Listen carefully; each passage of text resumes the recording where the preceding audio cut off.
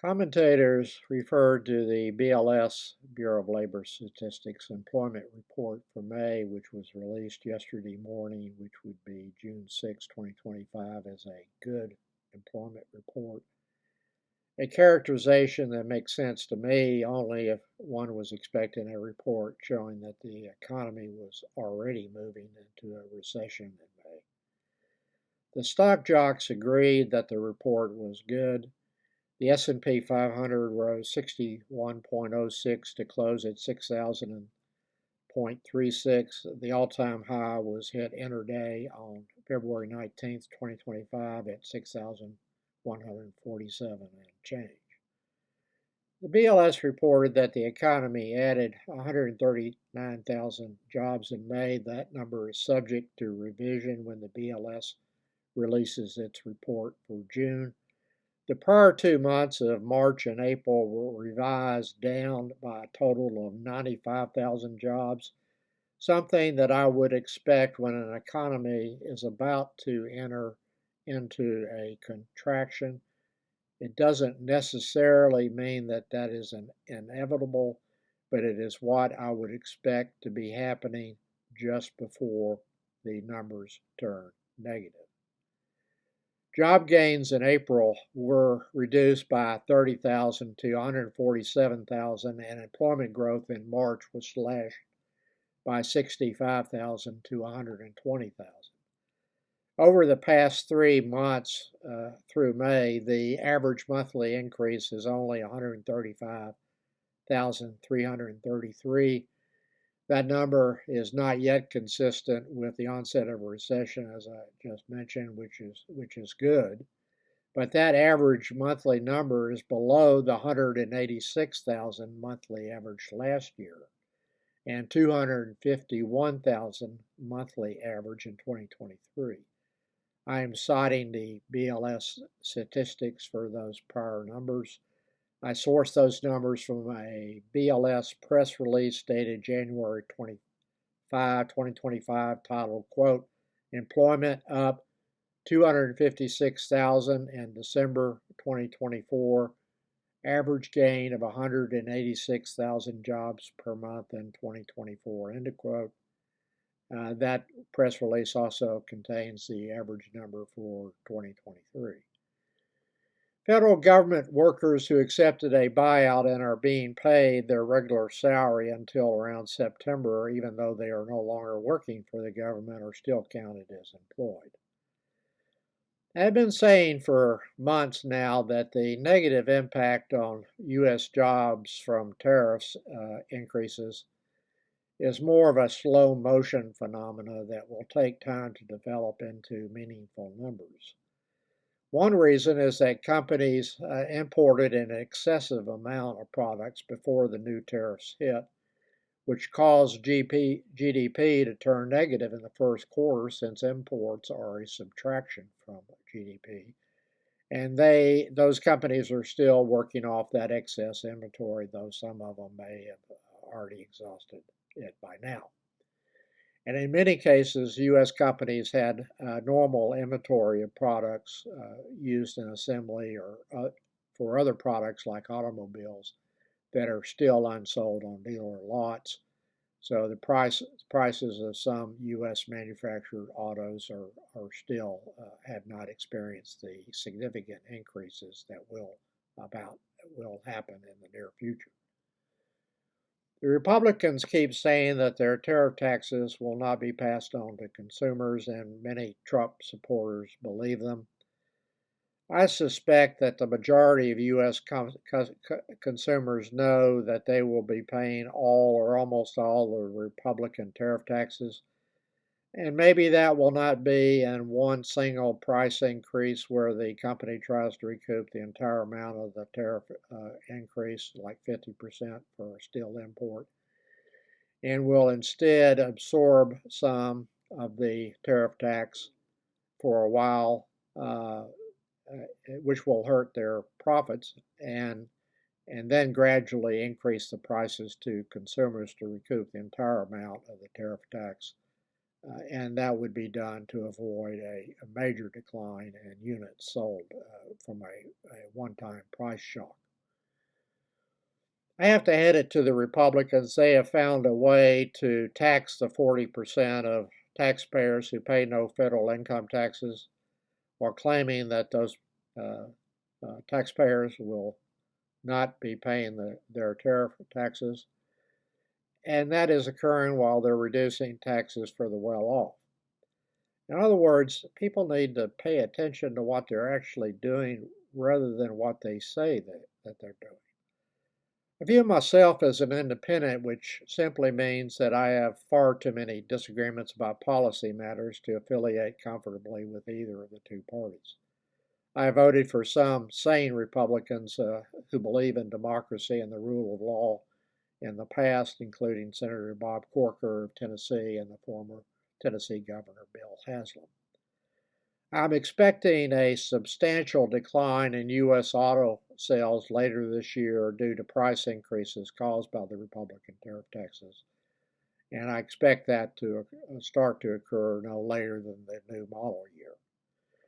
While no one can predict the future, particularly when so much hinges on a demagogic and uninformed president's impulsive actions, is it reasonable or even rational to predict that the employment numbers will start to move higher soon, or will the average monthly gains continue to slow down from the prior 2 years, with revisions of the prior 2 months being reduced from the previously released totals, which was the case for March and April in this last report for May.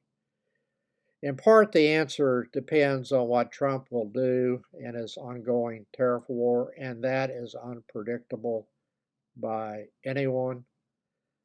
Consumers are pulling back on their discretionary spending this year. That data can be found in the government reports on personal consumption expenditures, which I've referenced in prior videos and in my blog, and in almost daily commentary by U.S. companies who sell products to consumers when they report results. So, what will happen in Trump's tariff war and the Republican tariff taxes? No one knows for sure, but the recent increase in the aluminum and steel tariffs to 50% does not bode well for a negotiated end of the tariff war, nor does Trump's threats to revoke visas for Chinese students attending U.S. universities. And how will Trump react when almost no foreign country bends a knee to his trade demands to give him most of or all of what he demands? One of his most dominant personality characteristics is to retaliate when he is not obeyed, as any authoritarian leader would do, as shown recently in his escalating feud with Harvard and other elite universities. The stock investors have formed a consensus opinion so far that Trump has learned a lesson about retaliatory tariffs anywhere near or close to what he proposed on April 2nd, and consequently will back down when foreign countries do not agree to his trade demands. Some may even believe that the self-proclaimed master negotiator will be successful in these negotiations, or at least sufficiently successful that he can claim a victory without looking entirely ridiculous in making that claim.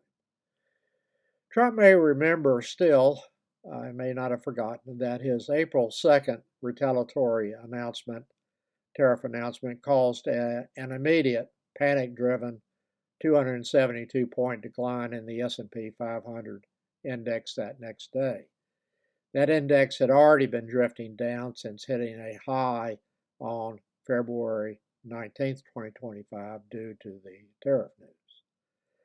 After the April 2nd announcement and the 272 plunge the next day, stocks continued to drift down before hitting an intraday low on April 8th at 4,835, a 21.34% decline from the all-time high in mid-February. Trump then paused the retaliatory tariffs excluding China for 90 days. That resulted in a 474-point rally on April 9th in the S&P 500 index. Another rally started after China and the U.S. agreed to temporarily roll back their respective retaliatory tariffs. This history reveals that stock investors are reacting now primarily to news about Trump's tariff war and view high tariffs like the ones announced on April 2nd in a most negative manner, which is the reasonable response. That is a clear message that investors have been sending to Trump. Has Trump learned anything from how investors have reacted to the on-again, off-again U.S. tariff war with tariffs unilaterally imposed by Trump without any congressional vote on approving any of them, and it is Congress that has the constitutional power to levy tariffs? We may soon find out what happens since the 90-day pause period expires in early July. So far, I've not seen any retaliatory tariffs announced by the EU, Canada, Mexico, and China in response to the doubling of the steel and aluminum tariffs to 50% from 25%. Canada is a major exporter of both aluminum and steel to the United States. That lack of retaliation so far may be viewed by investors as a positive sign in that those countries are at least trying to avoid provoking Trump, while trade negotiations are still in progress. If Trump keeps those steel and aluminum tariffs near 50%, and given the importance of steel and aluminum exports to Mexico and China, I doubt that a trade deal with those two foreign countries will be possible. Trump has already violated the U.S.-Mexico-Canada trade treaty that he negotiated and signed in 2020, soon after becoming president again in 2025. That is a clear signal to foreign leaders that he cannot be trusted, which is obvious to those of us who compare his statements to reality, and will hit them again after they give concessions to Trump on trade, demanding even more concessions. Or he may come at them in another way, even after they make trade concessions, like what is provided by the Republicans in Section 8899 of the recently passed House bill that allows Trump to cancel, on his own initiative, foreign tax treaties and imposed higher taxes on foreign owners of U.S. securities, as well as other taxes on foreigners that are limited by those existing tax treaties. So I think investors are a little bit premature on their blue sky scenario that everything is going to be all right, but we'll know more in about a month as to whether their enthusiasm is justified or could be considered to be what Alan Greenspan once called irrationally exuberant.